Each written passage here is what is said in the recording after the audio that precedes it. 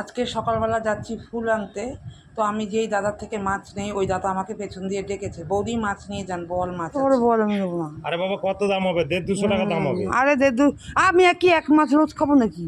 তো এটা কয় পিস হইব? পরে দিতে প্রতিদিন হ্যাঁ কতটা? হবে দেখছি না। আরে রে রে রে, গেল গেল গেল গেল 400।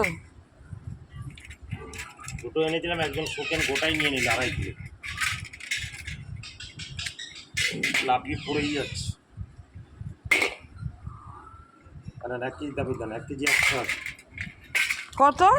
100। হ্যাঁ পাবদা কি দেবো, বড় না ছোট? কটা দেবো? দেন না। এই বাবা আমি আজকে কখন কি করবো? এই তো হয়ে গেল, হয়ে গেল কাটা।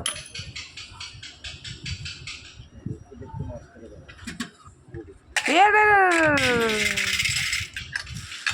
এই মাছ যেই দামে দিচ্ছি আপনাকে ওই দামে। কত আর কি আছে এটা? রুই, কাতলা?